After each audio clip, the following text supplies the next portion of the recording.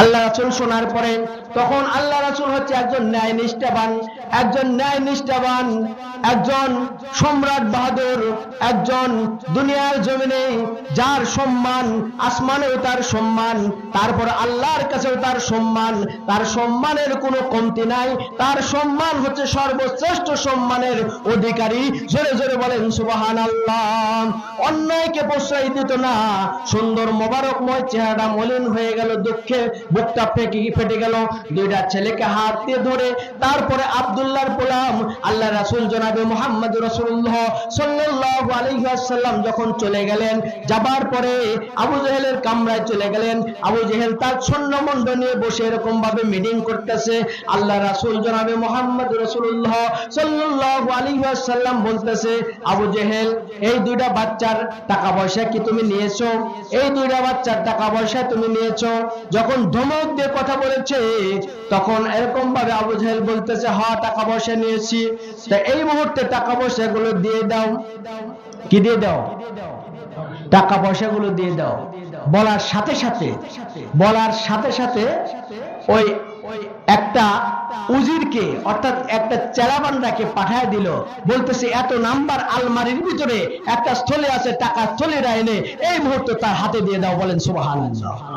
ও আমার ভাই, ও আমার বন্ধু, ও আমার গোরান পূর্ব পাড়াবাসী, আপনাদের পায়ে হাত দিয়ে বলে যাই, আপনি সালাম দিয়ে দিবেন, আপনার মনের ভিতরে কোনো অহংকার নেবেন না।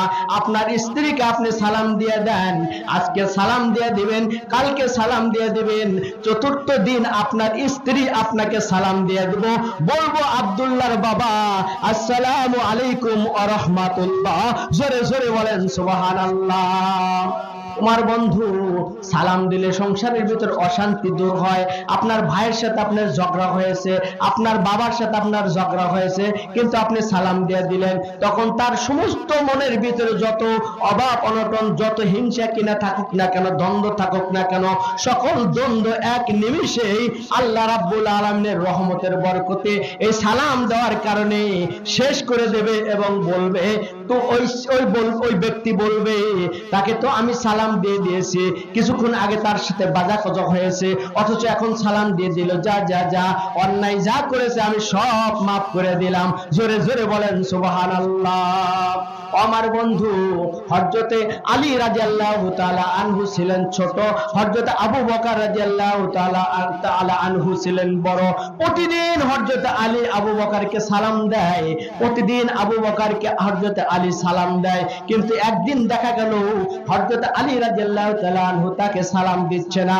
এত কাছাকাছি এসে গেল, মুখামুখি হয়ে গেল, তারপরেও সালাম দিচ্ছে না। হযরতে আবু বকর রাদিয়াল্লাহু তাআলা আনহু চিন্তা করতেছে, আলী তো প্রতিদিন আমাকে সালাম দেয়, ছোট বড়কে সালাম দিতে হবে, এটাই হচ্ছে রাসূলের সুন্নত। হযরতে আলী হলো ছোট আর আমি হলো বড়, কিন্তু আলী আমাকে প্রতিদিন সালাম দেয়, কিন্তু আজকে কেন সালাম দিল না, জিনিসটা একটু জানতে চাই। কাছাকাছি যখন হয়ে গেল, মনে করতেছে একটু পরেই সালাম দিয়ে দেবে, আবার ভাবতেছে আরেকটু পরেই সালাম দিয়ে দেবে, একদম মুখামুখি হয়ে গেল। তারপরেও হযরতে আলী যখন সালাম দিল না, তখন আল্লাহর রাসূলের প্রাণপ্রিয় সাহাবী হযরত আবু বকর রাদিয়াল্লাহু তাআলা আনহু তাকে সালাম দিয়ে দিলেন, আসসালামু আলাইকুম ওয়া রাহমাতুল্লাহ। জোরে জোরে বলেন সুবহানাল্লাহ। তখন সালাম দিয়ে দেওয়ার পরে হযরত আলী ওয়া আলাইকুমুস সালাম ওয়া রাহমাতুল্লাহ বইলা হযরত আলী চলে গেলেন তার বাড়িতে। আর আল্লাহর রাসূলের প্রাণপ্রিয় সাহাবী হযরত আবু বকর রাদিয়াল্লাহু তাআলা আনহু চলে গেলেন আল্লাহর রাসূলের দরবারে। জোরে বলেন আল্লাহু আকবার। আল্লাহ রাসূলের দরবারে যাবার পরে সালাম দিয়ে দিতেছে, ইয়া রাসূলুল্লাহ আসসালামু আলাইকুম, ইয়া রাসূলুল্লাহ, ইয়া হাবিবাল্লাহ। আল্লাহ রাসূল সালামের জবাব নিয়ে বলতেছে, আবু বকর কি বলো? আবু বকর বলতেছে, ইয়া রাসূলুল্লাহ, ইয়া হাবিবাল্লাহ, হযরত আলীর সাথে আমার কোনো দ্বিধা নাই, দ্বন্দ্ব নাই, ঝগড়া নাই, ফ্যাসাদ নাই, কোনো জমি জমা নিয়ে কোনো ঝগড়া নাই, কোনো কথা কাটাকাটি হয় নাই, প্রতিদিন আমাকে সালাম দেয়, কিন্তু আজকে আবু বকর বলতেছে আজকে আলীর সাথে আমার সাক্ষাৎ হইল, কিন্তু প্রতিদিনের ন্যায় আমাকে সালাম দিল না। ইয়া রাসূলুল্লাহ, ইয়া হাবিবাল্লাহ, আমার মনের ভিতরে জানতে ইচ্ছে হয় হযরত আলী আমাকে কেন সালাম দিল না, আমি জানতে চাই। বলেন আল্লাহু আকবার। আল্লাহ রাসূল জনাবে মুহাম্মদুর রাসূলুল্লাহ লোক পাঠিয়ে দিলেন। হযরত আলী রাদিয়াল্লাহু তাআলা আনহু চলে আসলেন আল্লাহর রাসূলের দরবারে। আল্লাহর রাসূলের দরবারে এসে সালাম আদান প্রদান করার পরে আল্লাহ রাসূল বলতেছে, আলী, আবু বকরের সাথে কোনো ঝগড়া নাই, বিবাদ না। আবু বকর তোমার সাথে কোনো ফিতনা করে নাই, ঝগড়া করে নাই, দ্বন্দ্ব করে নাই, জমি জমা নিয়ে কোনো বাজাকোজা নাই। প্রতিদিন তুমি সালাম দিয়ে দাও, আজকে কেন তুমি আমার প্রাণপ্রিয় সাহাবী আবু বকরকে সালাম দিলা না, একটু জানতে চাই। যখন এই জানার কথা বললেন, হযরত আলী রাদিয়াল্লাহু তাআলা আনহু বললেন, ইয়া রাসূলুল্লাহ, ইয়া হাবিবাল্লাহ, প্রতিদিন আমি আবু বকরকে সালাম দেই, কিন্তু অর্ধই রজনীতে যখন আমি ঘুমিয়েছিলাম স্বপ্নের মধ্যে দেখতে পেলাম যে এই জান্নাতের ভিতরে একটা সিংহাসন আছে, আর ওই সিংহাসনের মধ্যে লেখা আছে যে ব্যক্তি দুনিয়াতে আগে আগে সালাম দিবে ওই ব্যক্তি এই সিংহাসনে বসতে পারবে। জোরে বলেন সুবহানাল্লাহ। যে ব্যক্তি আগে আগে সালাম দেবে ওই ব্যক্তি এই সিংহাসনে বসতে পারবে। হুজুরগণ, ইয়া রাসূলুল্লাহ, ইয়া হাবিবাল্লাহ, আমি তো আগে আগে সালাম দিই আবু বকরকে, কিন্তু আবু বকর আমার সালাম নেয়, কিন্তু আমি মৃত্যুর পরে এই সিংহাসনের ভিতরে আমি আলী একাই বসবো, আবু বকর রাদিয়াল্লাহু তাআলা আনহু বসবে না। এটা হতে পারে না, এটা হতে পারে না। তাই আমি সালাম না দিয়া, সালামের উত্তর নিয়ে আমি আবু বকরকে আমার এই জায়গায় একসাথে বসতে চাই, তাই আমি সালাম দেই নাই। বলেন সুবহানাল্লাহ।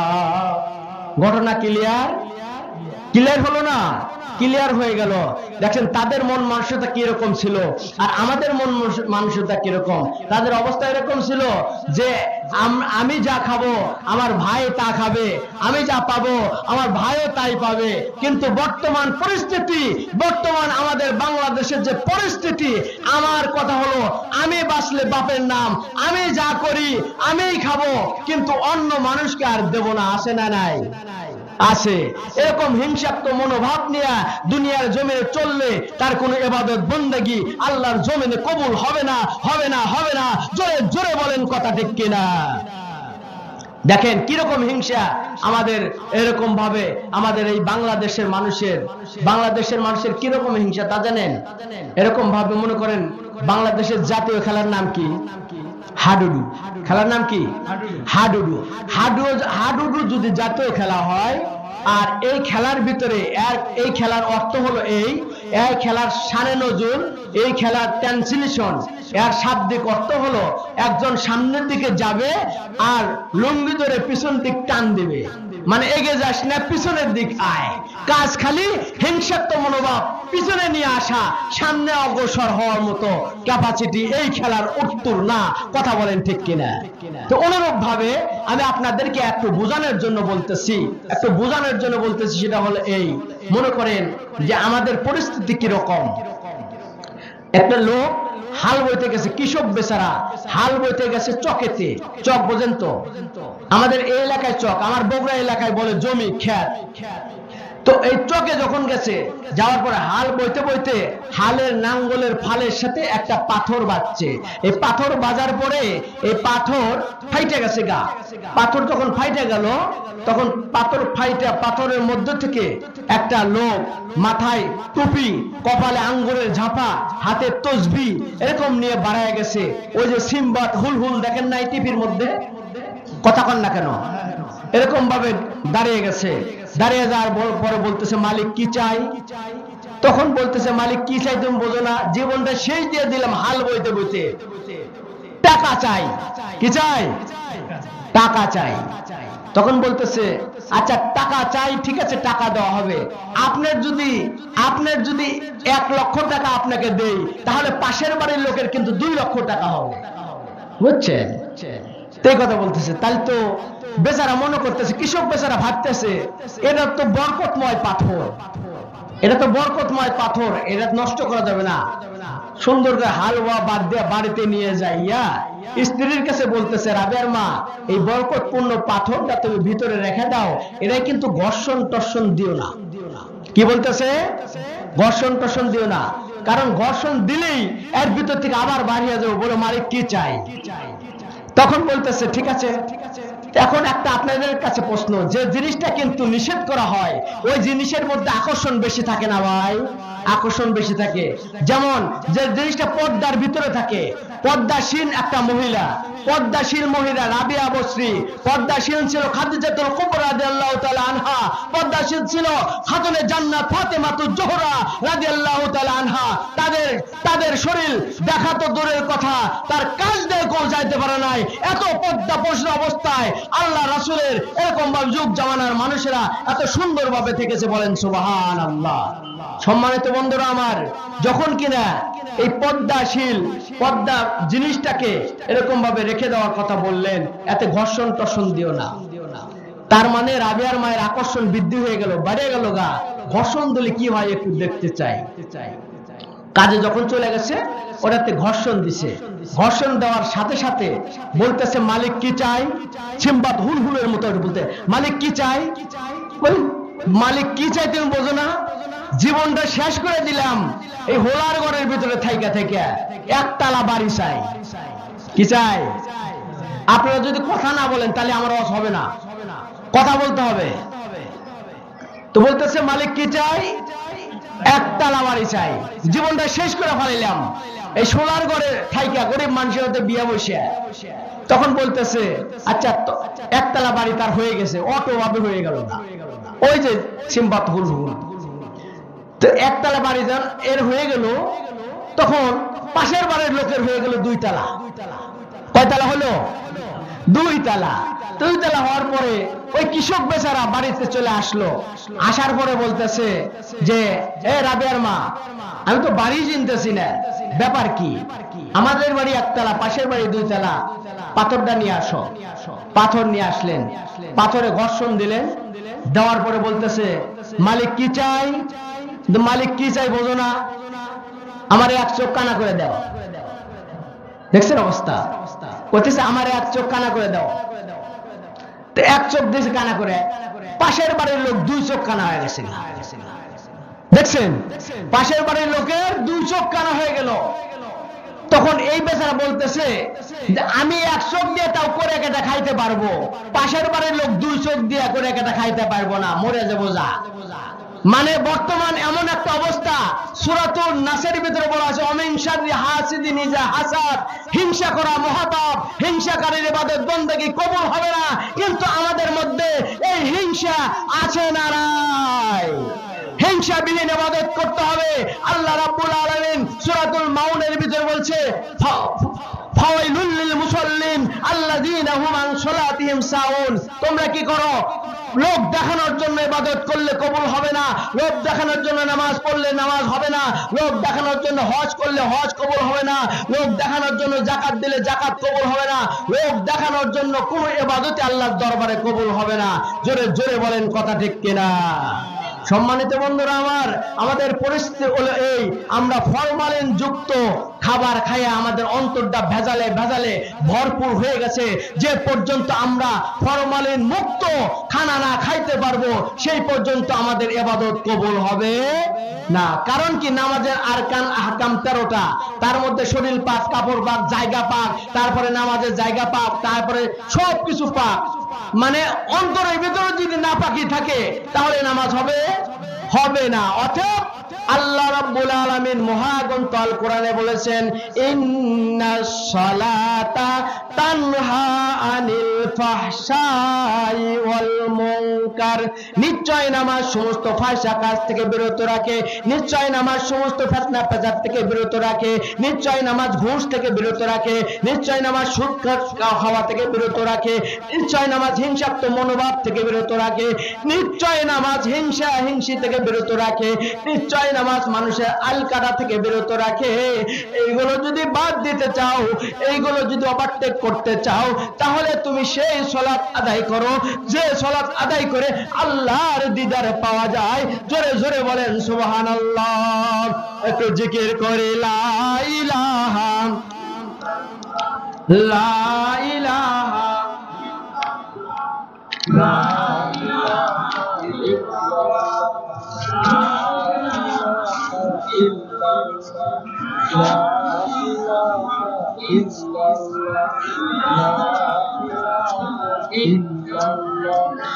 লা ইলাহা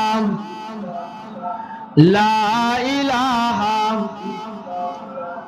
লা ইলাহা ইল্লাল্লাহ। এই মন চাই শুধু এই প্রাণ চাই যেতে মোর নবীজির পবিত্র রোজায়। এই মন চাই শুধু এই প্রাণ চাই যেতে মোর নবীজির সেই মদিনায়। এই মন চাই শুধু এই প্রাণ চাই যেতে মোর নবীজির পবিত্র রোজায়, যেতে মোর নবীজির সেই মদিনায়। কথা বলেন ঠিক কিনা? মদিনায় যাওয়ার মন আমাদের আছে না নাই? সম্মানিত বন্ধুরা আমার, আমরা জিকির করলাম, কিছুক্ষণ আগে জিকির করলাম, মনে হয় কিছু সংখ্যক লোক জিকির করতেছে আর কিছু সংখ্যক লোক জিকির করতেছে না। আচ্ছা, জিকির করলে কোনো সমস্যা আছে? কোনো জিটিমিটি হবে নাকি? কোন সমস্যা আছে? মামলা হামলার ভয় আছে? আরে একটা মুসলমান জবানে থাকবে আল কোরআন, অন্তরে থাকবে আল কোরআন। একটা মুসলমানকে যদি বলা যায় তুমি কালেমা পড়ো না, তোমাকে কালেমা পড়তে দেওয়া হবে না, সেই মুসলমান বলবে আমার এক জাররা, এক কিঞ্চিত পরিমাণ, এক ফোঁটা রক্ত থাকতে আমি মুসলমান কখনো কালেমা ছাড়তে পারি না।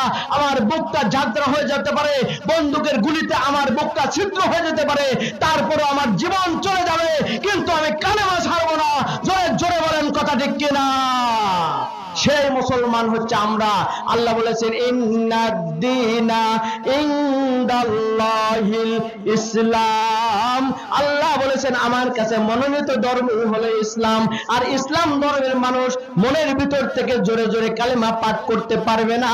এটা হতে পারে না, এটা হতে পারে না, কারণ মুসলমান কালেমা ছাড়তে পারে না। এটা হতে পারে মুসলমানের জীবন চলে যেতে পারে, কিন্তু কালেমার সাথে সম্পর্ক থাকতে হবে। জোরে জোরে বলেন কথা ঠিক কিনা? একটু জিকির করে লা ইলাহা লা ইলাহা ইল্লাল্লাহ, লা ইলাহা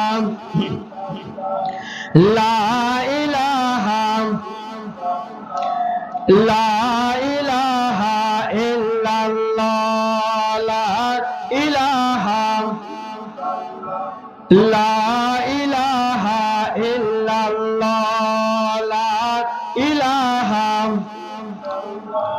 লা ইলাহা ইল্লাল্লাহ মুহাম্মাদুর রাসূলুল্লাহ সাল্লাল্লাহু আলাইহি ওয়াসাল্লাম। মহাগ্রন্থ আল কোরআন থেকে আয়াত তেলাওয়াত করেছিলাম, ওয়ামা আরসালনাকা ইল্লা রাহমাতাল লিল আলামিন। আল্লাহু আকবার। আল্লাহ রাব্বুল আলামিন তামাম পৃথিবীর জন্য, এই জিন ইনসান সকল কিছুর জন্য আল্লাহ রাব্বুল আলামিন সকল দানব মানব সবার জন্য এমন একটা নবী পাঠিয়ে দিলেন যার নাম আল্লাহ রাব্বুল আলামিন বলে দিলেন ওমা আরসালনাকা ইল্লা রাহমাতাল লিল আলামিন। আমি আমার হাবিবকে তামাম পৃথিবীর জন্য সকলের জন্য রহমত স্বরূপ বানিয়ে দিয়েছি। জোরে বলেন সুবহানাল্লাহ। আব্দুল্লাহর পোলা হযরতে মুহাম্মদ আহমদ মুস্তাফা সাল্লাল্লাহু আলাইহি ওয়াসাল্লাম, তার জামানায় আবু জেহেলের কাছে দুইটা বাচ্চার গুচ্ছিত টাকা পয়সা রেখে দেওয়া হইল। ওই বাচ্চা দুইটার বাবা মৃত্যুবরণ করার পরে চিন্তা ভাবনা করলেন এই বাচ্চাগুলো তো নাবালেগ, আর এগুলো বালেগ হওয়ার পরে তাদের টাকার প্রয়োজন। এই টাকা পয়সাগুলো এখন এই আবু জেহেলের কাছে রেখে দেওয়া হইল গুচ্ছিত মান, আমানত। কি রেখে দেওয়া হইল? আমানত। আমানতদারি অনেক বড় টাফ ব্যাপার, কথা বলেন ঠিক কিনা? সবাই আমানতদারি ঠিক রাখতে পারে না। কারো কাছে টাকা দিবেন 3 লাখ, আসে দেখবেন 2 লাখ, কথা বলেন ঠিক কিনা? আর কারো কাছে টাকা দিবেন 3 লাখ, যেভাবে দিবেন ওইভাবেই রয়ে যাবে, আবার গুচ্ছিত টাকা তার কাছে ফিরে দেবে। এর নাম হচ্ছে আমানত, এর নাম হচ্ছে আমানত, এর নাম হচ্ছে আমানত। জোরে বলেন সুবহানাল্লাহ। তা আবু জেহেলের কাছে যখন গুচ্ছিত টাকা পয়সা রেখে দেওয়ার পরে ওই বাচ্চাগুলো আবার যখন বড় হয়ে যাওয়ার পরে বলতেছে আমার বাবার গুচ্ছিত টাকা পয়সাগুলো আমাদের কাছে দিয়ে দেন। যুবক হয়ে যাওয়ার পরে আবার এই টাকা পয়সা গুচ্ছিত টাকা পয়সাগুলো চাওয়ার পরে আবু জেহেল কি করলো? এই টাকা পয়সা তো দিলই না, বরঞ্চ তাদেরকে মারধর করে ঘাড় ধাক্কা দিয়ে বাহিরে পাঠিয়ে দিল। বলেন নাউজুবিল্লাহ। আবু জেহেল একজন কাদ্দা কাফের, তার মধ্যে কোনো আমানতদারি ছিল না, তার মধ্যে কোন রকম ভালোবাসা ছিল না। সে আল্লাহ রাসূলকে সম্পূর্ণ অবস্থায় সব সময়ের জন্য অত্যাচার নির্যাতনের স্টিমার রড তৈরি করে দিয়েছে। তার কারণে আবু জেহেলের বাড়িতে হাম্মাম পায়খানা বানায় দিয়েছে। এটা আল্লাহর গজব সৃষ্টি করে দিয়েছে। কথা বলেন ঠিক কিনা? সম্মানিত বন্ধুরা আমার, তখন ওই দুটা বাচ্চা যখন কান্দা করে বলতেছে যে লিডার আবু জেহেল, আপনি মনে করছেন এই মক্কা নগরের ভিতরে আপনি শুধুমাত্র একমাত্র নেতা? না না না না, আপনি শুধুমাত্র একমাত্র নেতা হতে পারেন না। আপনার কাছে আমি ন্যায় বিচার না পাইলে কি হবে? আমি এই মক্কা নগরের ভিতরে আব্দুল্লাহর পোলা মুহাম্মদ আমিনের কাছে চলে যাব। আমি তার কাছে ন্যায় নিষ্ঠাবান আমার বিচারের সুরাহা পাবো। জোরে বলেন সুবহানাল্লাহ।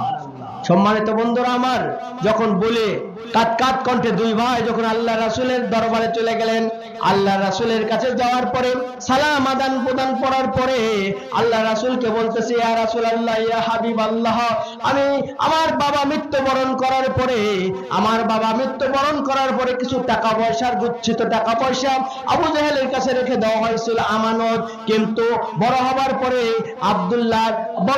পরে আবু জেহেল আমাদের গুচ্ছিত টাকা পয়সাগুলো তো দেয় নাই, বরঞ্চ এখন আমাদের প্রয়োজন, চাবার পরে টাকা পয়সা তো দিলই না, আমাদেরকে ঘাড় ধাক্কা দিয়ে বাইর করে দেওয়া হইলো। আর আমিও বলে এসেছি, আমরা বলে আসলাম যে আপনি মনে করতেছেন এই মক্কা নগরের ভিতরে আপনিই লিডার, আপনিই নেতা, আপনার চাইতে আর বড় লিডার কেউ নাই। না না না, আপনার চাইতেও বড় লিডার আছে। আব্দুল্লাহর পোলা মুহাম্মাদের কাছে চলে যাব, সে আমাদেরকে ন্যায় নিষ্ঠাবান একটা বিচার করে দেবে আর একটা সুরাহা হয়ে যাবে। জোরে জোরে বলেন সুবহানাল্লাহ। আল্লাহ আল্লাহ क्या मुबारक नाम है, अल्लाह अल्लाह आशिकों का कम है। अल्लाह अल्लाह যতই ডাকে ততই মধুর লাগে, আশেকে যারা কেবলই তারা আল্লাহ আল্লাহ ডাকে, আশেকে যারা কেবলই তারা আল্লাহ আল্লাহ ডাকে। কথা বলেন ঠিক কিনা? সম্মানিত উপস্থিতি, বলার সাথে সাথে এরকম ভাবে নেতার চাইতে কিন্তু চামচারা বড় পাট নেয়, নাই না? হ্যাঁ, একটা কথা আছে, লেখাপড়া জানে না গ্রামের মাতবর, হ্যাঁ, জ্ঞানে গুণী চুপচাপ বিচার করে বাট পা, আছে না নাই? লেখাপড়া জানে না গ্রামের মাতবর, জ্ঞানে গুণী চুপচাপ বিচার করে বাট পার। বাঁশের সে কোনটা বড়, নেতার সে বাঁশের সে কোনটা বড়, ধানের সে খই, নেতার সে চামচা বড়, মজলুম মানুষ বিচার পাবে কই? কথা বলেন ঠিক কিনা? সামনের দিকে মোরা এগিয়েছি যত, পিছনে পড়েছি তত, সংখ্যায় শুধু বাড়িয়ে চলেছি গরু ছাগলের মতো। সামনের দিকে মোরা এগিয়েছি যত, পিছনে পড়েছি তত, সংখ্যায় শুধু বাড়িয়ে চলেছি গরু ছাগলের মতো। কথা বলেন ঠিক কিনা? আমার ভাষা কি আপনারা বুঝতেছেন? মই বগুড়ার ছেলে, আমার কথা বুঝতে হবে। কথা বলেন ঠিক কিনা? আমি করব আওয়াজ, আপনারা দেবেন আওয়াজ, আপনারা বলবেন ঠিক ঠিক, আলোচনা হবে কমপ্লিট। আপনারা বলবেন ঠিক, আরো জোরে ঠিক, আলোচনা হবে জায়গা মতো ফিট। কথা বলেন ঠিক কিনা? আর আমি যদি আলোচনা করতেছি আর কবরের স্থানের আজিমপুর কবরস্থানের মতো নো সাউন্ডে আলোচনা হয়, তাহলে কিন্তু আলোচনা কোনো মজা নাই। কথা বলেন ঠিক কিনা? আমি দেখতে চাই বিবাহ সাথী করছে যারা আর বিবাহ সাথী করে নাই যারা, তাদের মধ্যে একটা প্রতিযোগিতা হবে, খেলা হবে। কি হবে? দেখেন না, কিছুদিন আগে খালি খেলা হবে। যে খেলা হওয়ার জন্য প্রস্তুত নেওয়া হইলো, তখন দেখি যে যাচ্ছে মারছে পরে শেষ করে দিলাম, তখন আর বিপক্ষ দল আর নাই, চলে গেছে গা। আছে না নাই? আপনারা কি রাগ করতেছেন? তো কোরআনের পক্ষে খেলা হবে, কোরআনের দলে দলিত হতে হবে, তাহলে আল্লাহ রাব্বুল আলামিন ইহকালে আপনার মুক্তি দেবে, পরকালে আপনাকে জান্নাত দিয়ে দেবে। বলেন সুবহানাল্লাহ। দুনিয়ার হাবাগাবা দলের কোনো নাম টাইম নাই। আল্লাহর দলে থাকতে হবে, আল্লাহর রাশে থাকতে হবে, ইহদিনাস সিরাতাল মুস্তাকিমের পথিক হতে হবে। কথা বলেন ঠিক কিনা? সম্মানিত বন্ধুরা আমার, যে কথাটা আমি বোঝাতে যাচ্ছি, আমি দেখতে চাই একটু তাকবীর দিয়ে বোঝায় দেন। যারা প্যান্ডেলের বাইরে আছে তারা একটু দেখবে যে তাকবীরের খুব আওয়াজ আছে।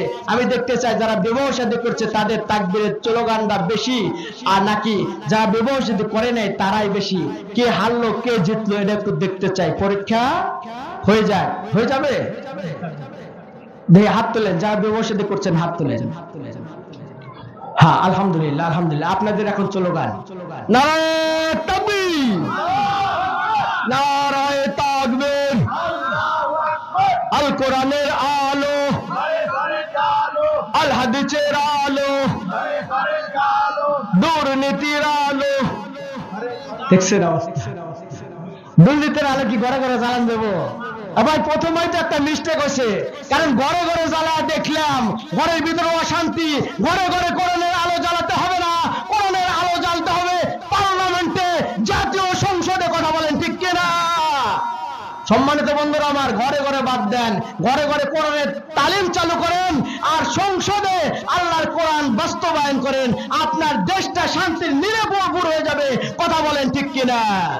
সম্মানিত বন্ধুরা আমার, এখন আসেন যারা বিবাহ শাদী করে নাই, ইয়ং জেনারেশন, বাংলার তরুণ দামাল ছেলেরা খালেদ বিন ওয়ালিদের মতো একটু স্লোগান দিয়ে দেবে ইনশাআল্লাহ। যারা বিবাহ শাদী করেন নাই হাত তোলেন। দেখছেন আমাদের যুবক ভাইরা তো এখন এখানে আসবে না। আচ্ছা ঠিক আছে, আপনাদেরকে ধন্যবাদ, অপমান নেবেন না। যুবক ভাইরা আছে খালি খেলা খেলি, কতক্ষণ ঠিক কিনা, খালি মোবাইল ঠেলা ঠেলির মধ্যে আছে। ভুল বললাম না ঠিক বললাম? আবার কেউ কেউ আছে কিছু খায়, আছে না নাই? কিছু খায়, কি খায় আমি আর নাম বললাম না। হ্যাঁ, কিছু খায়। আমার বন্ধু ছেড়ে দেন। ও আমার যুবক বাবারা, তোমরা ভালো হয়ে যাও, খালেদ বিন ওয়ালিদের মতো হয়ে যাও, আবু যর গফরের মতো হয়ে যাও, মাঝের মতো হয়ে যাও। তাহলে তোমাদের কামিয়াব হবে, এহকাল কামিয়াব হবে, পরকালও কামিয়াব হবে। তোমরাই হবে বাংলার দামাল ছেলেরা, কল্যাণময় কাজে লিপ্ত হয়ে যাও। বলেন সুবহানাল্লাহ। সম্মানিত বন্ধুরা আমার, কিছুদিন পরেই তো কাল ভোটাভুটি। কয় আমার ভাই তোমার ভাই, মধু ভাই মধু ভাই, মধু ভাইয়ের মার্কা হক্কা মার্কা। মধু ভাইয়ের চরিত্র, নামাজ পড়লে 1 ওয়াক্ত, গাঁজা খায় 5 ওয়াক্ত, গম চুরিতে পাকাভুক্ত। হুজুররা শক্ত বললে, তাদের হুজুররা হক কথা বললে তাদের জন্য হয়ে যায় শক্ত। আছে না নাই? সম্মানিত বন্ধুরা আমার, এরকম হওয়া যাবে না। কথা বলেন ঠিক কিনা? একটু তারপরে এখন যারা বিবাহ শাদী করে নাই সংখ্যায় তো কম, একটু বলেন নারায়ে তাকবীর, নারায়ে তাকবীর। আল কোরআনের আলো, আল হাদিসের আলো। আল্লাহু আকবার। আল্লাহ কবুল আর মঞ্জুর করেন। সকলে বলে আমিন। যাই হোক, সংখ্যায় কম হলেও আপনারা হেল্প করছেন। আগামীর প্রজন্ম খালেদ বিন ওয়ালিদের মতো হয়ে যায়, কোরআনকে ভালোবেসে আমরা সবাই একজন আল্লাহর ওলি হয়ে যেতে পারি। কথা বলেন ঠিক কিনা? বন্ধুরা আমার, যে কথাটা বোঝাতে ছিলাম সেটা হচ্ছে এই, আব্দুল্লাহর গোলাম হযরত মুহাম্মদ মুস্তাফা সাল্লাল্লাহু আলাইহি ওয়াসাল্লাম যখন 2টা ছেলেকে নিয়ে গেলেন, 2টা ছেলেকে নিয়ে যাওয়ার সাথে সাথে বলতেছে এদের গুচ্ছিত টাকা পয়সাগুলো দিয়ে দাও। টাকা পয়সা তো দিলই না, বরং পরবর্তীতে দিয়ে দিলেন। পরবর্তীতে টাকা পয়সা যখন দিয়ে দেওয়া হলো, তখন ওই 2টা বাচ্চা খুশি হয়ে গেলেন। খুশি হয়ে যাওয়ার পরে বলতেছে আল্লাহ রহমতে আপনি আমাদের জন্য রহমত স্বরূপ এসেছেন। তখন আল্লাহ রাব্বুল আলামিন মহাগ্রন্থ আল কোরআনে ঘোষণা করে দিলেন, ওয়ামা আরসালনাকা ইল্লা রাহমাতাল লিল আলামিন। আল্লাহু আকবার। আল্লাহ রাব্বুল আলামিন বললেন যে শুধুমাত্র তোমাদের 2 ছেলের জন্য, তোমাদের জন্য শুধুমাত্র আমি রহমত স্বরূপ পাঠাই নাই।